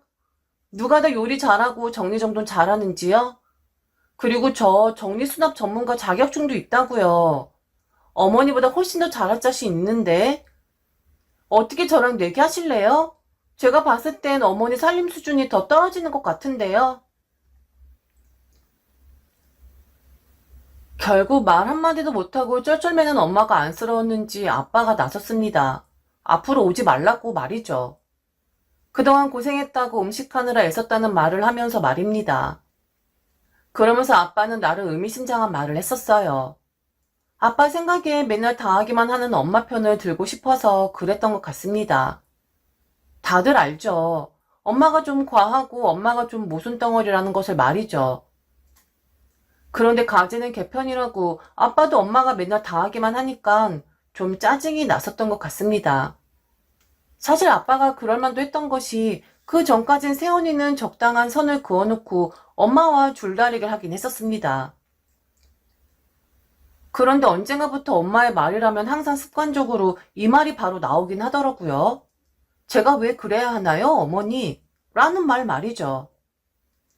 엄마가 먼저 시어머니의 권위를 포기 못한 건 맞지만 세연이는 거의 엄마의 모든 말에 예스보다는 노를 외쳤고 예전에 이유 없이 따라주었던 것도 왜 그래야 하냐고 엄마에게 되묻곤 했었죠. 시골에서 오랜만에 친척이 올라오시니 퇴근 뒤에 들러라. 그것도 노. 아는 친척도 아닌데 왜 그래야 하죠? 이런 거 사는 것보다는 조금 더 돈을 모아서 오래 쓸 수 있는 것으로 사는 것이 낫지 않겠니? 이런 말에도 새언니의 취향은 확고하니까 그것도 노. 라는 말을 하며 왜 그래야 하는 것이냐고 엄마에게 되물었었죠. 엄마도 점점 새언니가 그러니까 괘씸해서 더 권위적인 시어머니의 위치를 포기 못하는 것 같았습니다. 새언니가 귓등으로도 듣지 않을 거라는 걸 잘 알면서도 계속 이야기하는 엄마가 이해가 안 갔는데 모든 엄마의 말에는 청개구리처럼 반대로만 행동하는 언니도 슬슬 이해가 안 가긴 했었어요. 그래서 결국 아빠가 나섰던 것이었죠. 그동안 고생했고 너 잘하는 거 아니까 더 이상 오지 말아라. 그래도 새아가 아무리 그래도 시어머니한테 며느리가 지적질을 하는 건 좀 아니지 않니? 네가 자격증도 있고 아주 깔끔하고 똑똑하게 일 처리하는 건 잘 알고 있는데 그래도 며느리가 시어머니한테 자기한테 배워야 할 것 같다고 말하는 건 네가 좀 너무한 말 같구나. 그건 네가 너무 버릇없이 한 말이야. 연륜이라는 것이 있는 것이고 경험이란 건 학습으로 익혀지는 게 아니란다. 암튼 네가 잘하니까 네 시어머니가 너한테 가르칠 것은 없어 보인다만 네가 네 시어머니보다 훨씬 더 잘한다는 그 자신감은 집어넣어 두도록 해라. 그런 말은 아무리 그래도 입으로 꺼내는 것이 아니야. 알겠니? 그리고 오냐 오냐 하고 예쁘다 하면 너도 적당하게 선을 지킬 줄 알아야 한다. 망둥이처럼 뛰댕기면 안 되는 거야. 내가 무슨 말 하고 있는지는 현명한 아이니까 알아들으리라 생각한다. 얼른 가보거라. 그렇게 새언니가 주말마다 저희 집에 오는 것도 중단이 되었고 엄마는 실속도 챙기지 못한 채 패배감만 맛보아야 했습니다. 그런 엄마를 위로한 사람은 바로 아빠였었고요. 아빠는 엄마한테 그랬습니다. 다 쓸데없는 짓이라고 말이죠. 그동안 애들이 주말마다 들이닥쳐서 사실은 너무 불편했었다고. 이제 결혼시켜 주었으니 아들이랑 며느리가 어떻게 살든지 상관하지 말자고 엄마를 위로했습니다. 그리고 살면서 분명히 엄마의 지혜가 필요할 날이 올 텐데 그때 요청을 하면 지혜를 나눠주되 먼저 엄마 것을 나눠주려고 하지 말라 하더군요. 다 엄마를 생각해서 한 말이었겠죠. 과연 그럴 날이 올까 싶었습니다. 우선 엄마가 먼저 마음을 넓게 써야 하는데 오빠를 향한 집착을 엄마가 그렇게 쉽게 버리게 될 것이라고 생각진 않았거든요. 그런데 아빠 말처럼 그런 일이 오긴 하더라고요. 바로 새언니의 어머니, 즉 저희 사돈어른이 편찮으셨을 때 결국 새언니는 엄마에게 무릎을 꿇고 말았습니다. 사돈어른은 갑자기 쓰러지신 것으로 알고 있어요. 새언니도 엄청 경황 없어했고 오빠도 마찬가지였었죠. 그리고 둘 다 일을 하니까 아무리 간병인을 두어도 마음이 편치 않았었는데 그 간병을 엄마가 자처하고 나섰거든요. 아무래도 여자들만 쓰는 병실을 사용하다 보니 남자가 보살펴 주는 것은 한계가 있었기에 결국 같은 여자인 엄마가 사돈어른 간병을 하시겠다 했던 거였죠. 새언니가 엄마에게 고맙다 말을 했었을 때 엄마는 그랬습니다. 여기는 본인이 신경을 쓸 테니 니들 단도리를 잘 하라고 말이죠. 그리고 연세 드시면 이렇게 한 번씩 픽픽하고 쓰러지는 법인데 앞으로 더 종종 있을 예정인데 이런 일로 그렇게 호들갑 떨면 안 되는 것이라고. 그런 모습 보이면 오히려 부모들이 더 불안해한다고 말이죠. 그땐 이상한 엄마로 보이는 게 아니라 듬직한 엄마의 모습으로 새언니 앞에 처음으로 돌아오긴 했었습니다. 니들은 니들 일이나 신경 써. 그렇게 앞에서 중노상하고 있으면 노인네들은 아무리 괜찮다고 해도 혹시 안 좋은 곳이 있나 하고 의심부터 하는 법이야. 뭐 돌아가시는 것도 아니고 조금만 병원에 계시면 되는 건데 뭐 그리 호들갑이니? 괜히 니들 앞에서 왔다 갔다 하면 더 근심만 쌓인다. 그리고 괜찮냐고 물어보는 것도 하루 이틀이지. 매일 물어보면 그것도 아픈 사람 입장에선 짜증나는 법이야. 니들은 니들이나 똑바로 해. 여기 신경 쓰지 말고. 이런 게 바로 아빠가 이야기했던 연륜이었었나 봅니다. 여전히 엄마와 새언니의 사이는 엄청 좋거나 하진 않아요. 그래도 예전처럼 새언니가 엄마 하는 말에 왜요? 제가 왜 그래야 하죠? 라는 말을 하는 경우가 좀 줄긴 했습니다. 시어머니와 며느리 사이는 참 힘든 것 같아요. 우리 엄마 딸인 제가 봤을 땐 그렇게 어려운 사람은 아닌데 좀만 비위 맞춰주면 다 빼내줄 그런 사람인데 아마 시어머니와 며느리 사이에선 그런 게 보이질 않는 것 같습니다. 그래도 다행인 건 엄마와 새언니가 예전처럼 감정의 평행선을 달리지 않는다는 것입니다. 사돈 어른의 일로 말이죠. 절대 지지 않으려고 했었던 여자들의 싸움. 결론적으로 누가 승리를 하고 누가 패배를 하느냐는 상관이 없는 것 같습니다. 이게 다 천천히 가족이 되어가는 과정이겠죠. 좀 더 시간이 흐르면 엄마도 그렇고 새언니도 그렇고 더 이상 감정적으로 대립하는 것이 아니라 편해지는 그날이 오긴 하겠죠.